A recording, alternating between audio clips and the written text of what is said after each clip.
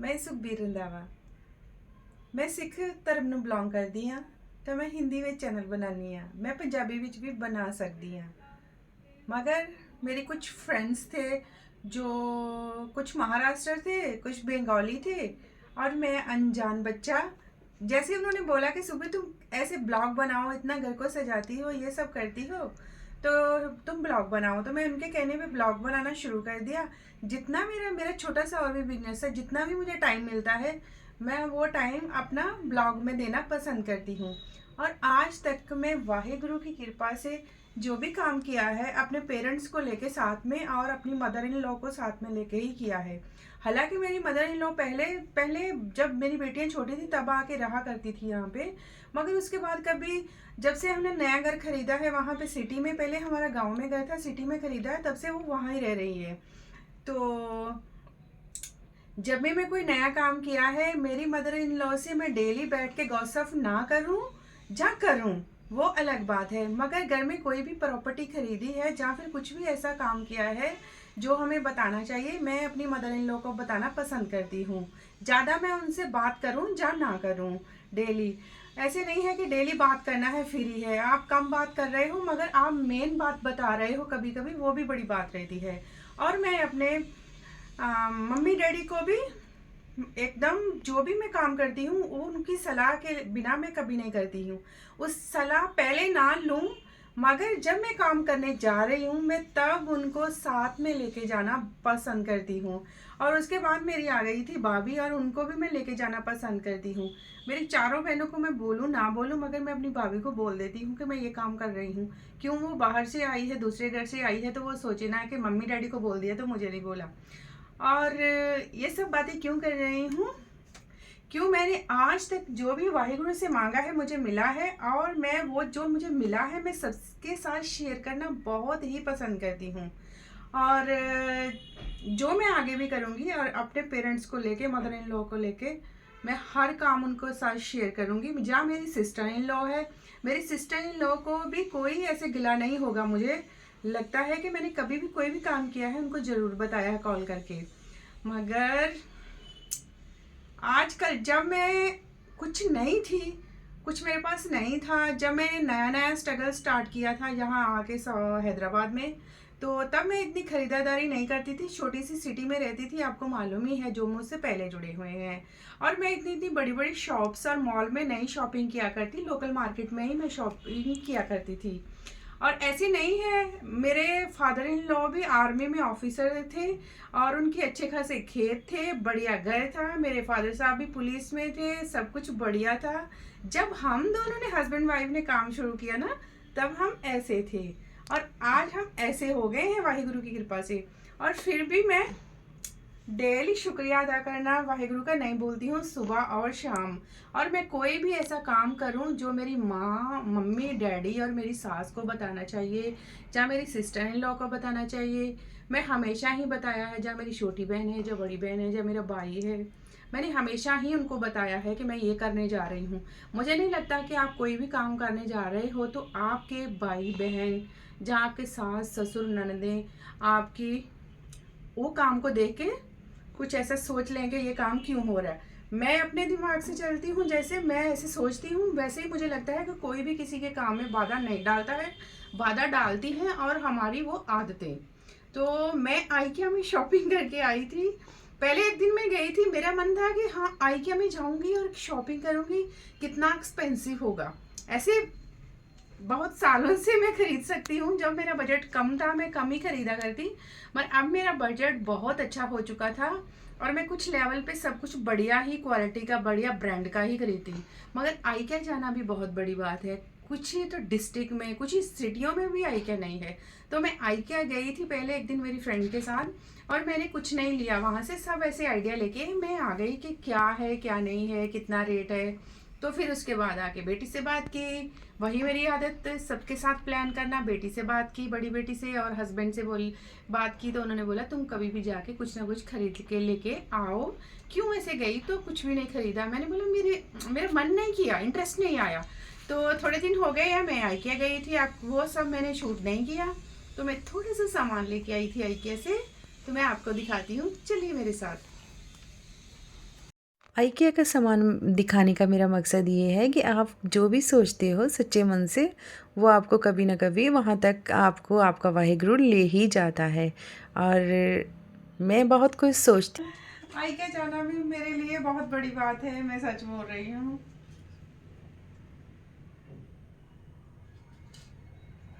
ये मैंने लिए थे 2 जार। ये 2-2 केजी के हैं, शायद 2.5 केजी के हैं। और कुछ भी ऐसे स्वीट पिन्नियाँ बनाऊंगी तो इसमें रखूंगी। मेरे पास बहुत सारे कांच के जार हैं, मगर मेरा मन कर रहा था मैं ये भी ले लूं। और भी बहुत सारे थे, मगर मेरा मन किया कि ये मैं 2 का सेट ले लूं। और ये मैंने 2 का सेट लिया था। ये इतना ज़्यादा महंगा नहीं है, वो भी मैं आपको बोल देती हूँ। कुछ लोग ऐसे सोचते हैं कि हम लोग IKEA जाएंगे, नहीं मालूम कितना महंगा होगा, मगर जो सामान है महंगा वो महंगा है। जो ठीक ठीक है रेट है वो आपका लोकल मार्केट से मिल रहा है, वो सेम भी मिले जा रहा था। आप ऐसा मत सोचिए, एक बार आप जाइए घूमिए, आपको जो लग रहा है कि आपके बजट के अंदर है वो ले लीजिए, जो नहीं है तो उसे मत लीजिए, मगर है तो आप जाना जरूर। तो देखिए जी, ये मैंने लिए थे, ये 349 के आए थे 2 जार। तो सोच सकते हो कि ये हमें लोकल मार्केट में महंगे ही मिलेंगे। एक 1 लीटर का 1 केजी का जार हमें लोकल मार्केट में कम से कम 150 में मिलता है। तो मुझे लग रहा था कि ये जार वहाँ पे सस्ते हैं, तो मैंने ये 2 ले लिए। 39 या 49 के थे 2। बिल्कुल सस्ते हैं, बिल्कुल ठीक रेट है, तो मैंने ये ले लिए। अच्छे लग रहे हैं थे मुझे, बहुत ही ज़्यादा अच्छे लग रहे थे ये वाले। और ये वाले जार मेरे पास नहीं थे, मेरे पास बहुत वैरायटी के हैं मगर ये नहीं थे। और ये मैंने ली प्लेटें, इन प्लेटों के ऊपर मेरी बहुत टाइम से आंख थी कि मैं ले लूं, और इनको भी मैंने ले लिया। इनका क्या था प्राइस? इसका प्राइस था 4 प्लेट का था प्राइस।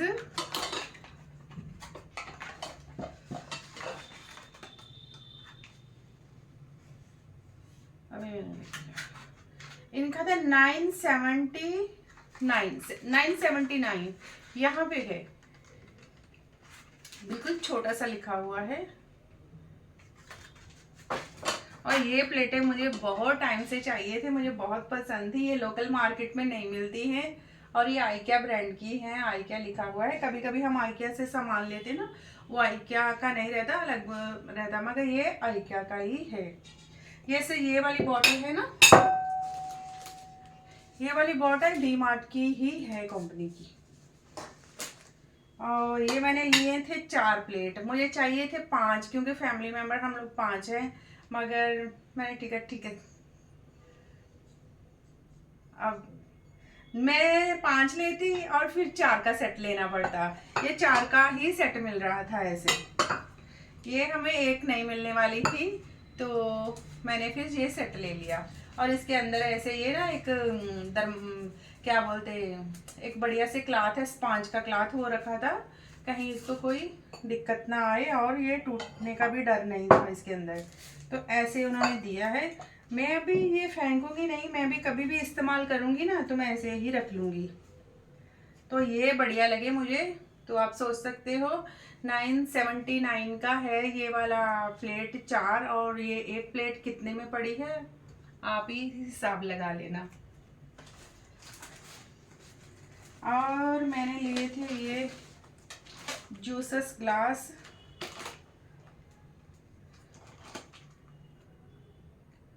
ये मुझे 489 के पड़े थे 6। मैं आपको खोल के दिखाती हूँ। सेम मॉडल में ना आपको लोकल मार्केट से भी मिल जाएंगे, ये वाले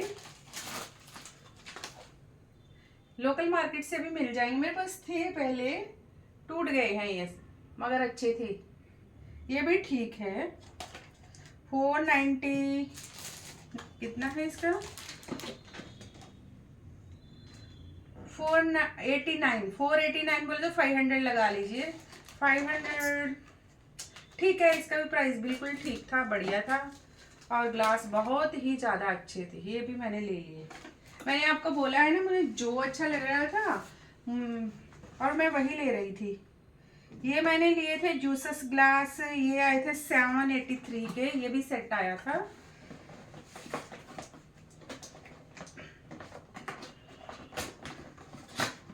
मैं आपको एक बात बता देती हूँ, वहाँ 1200 में भी एक सिंगल ग्लास आ रहा था और 2000 में भी एक ग्लास आ रहा था, समझ आए। और ये ग्लास मैंने लिए है 2, ये भी 6 लिए हैं, ये भी बहुत बढ़िया है, देखिए कितने अच्छे हैं। और घर पे स्टील के ग्लास और स्टील की प्लेटें मेरी बेटियों को बिल्कुल पसंद नहीं है, सुरेंद्र को, इसलिए मैं ये वाला सामान ज़्यादा रखती हूँ कांच का।